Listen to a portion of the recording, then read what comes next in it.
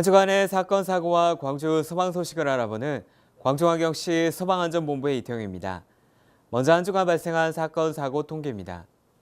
지난주 광주 지역에서 발생한 화재는 총 17건으로 4,133만 원의 재산 피해가 발생했으며 102건의 구조 현장에서 53명을 구조하고 866명을 응급처치 후 병원으로 이송했습니다.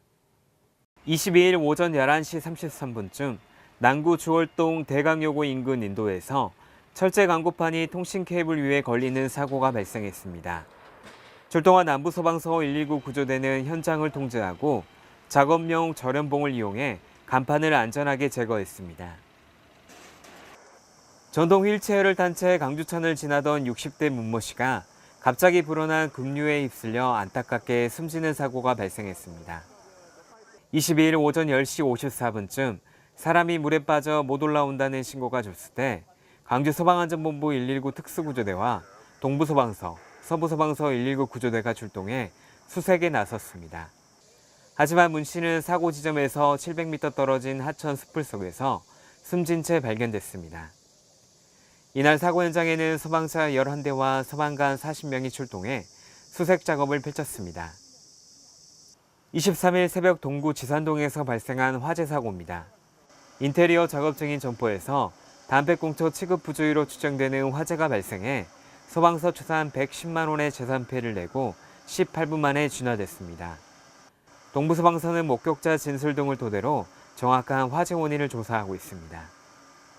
금방이라도 소방관을 집어삼킬 듯한 시커먼 연기가 쉴 새 없이 솟아오릅니다. 23일 저녁 6시 21분쯤 서구 내방동 지하 노래방에서 정기적 요인으로 추정되는 화재가 발생해 노래방 기기 등 내부 직기류를 데우고 38분 만에 진화됐습니다. 영업 시작 전 배전반 스위치를 올리자 스파크와 함께 연기가 발생했다는 관계자 진술을 토대로 정확한 화재 원인을 조사하고 있습니다. 24일 오후 5시 38분쯤 북구 양산동에서 발생한 음식점 화재 사고입니다.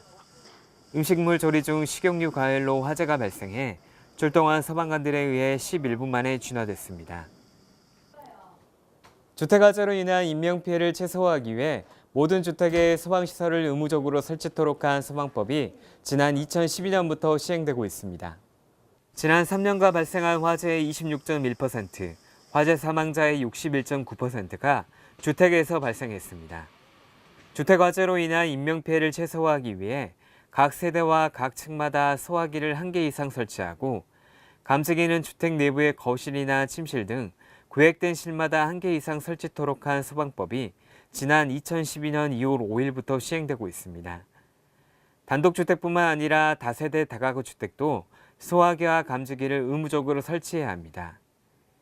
일찍이 미국의 경우 경보기 보급을 통해 34년간 주택화재 사망자를 60%나 감소시켰고 일본의 경우 경보기 보급률이 81%를 넘었습니다.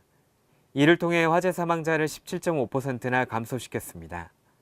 우리 지역에서도 주택용 소방시설 설치로 화재를 초기에 발견해 큰 피해를 막는 사례가 잇따라 화재로 인한 피해를 최소화하는 데 주택용 소방시설의 효과가 입증됐습니다. 각 가정에서는 소화기와 단독 경보용 감지기를 꼭 설치해 만일의 화재에 대비하시기 바랍니다. 이상으로 광주소방 뉴스 브리핑을 마치겠습니다. 편안한 한 주 보내시기 바랍니다. 감사합니다.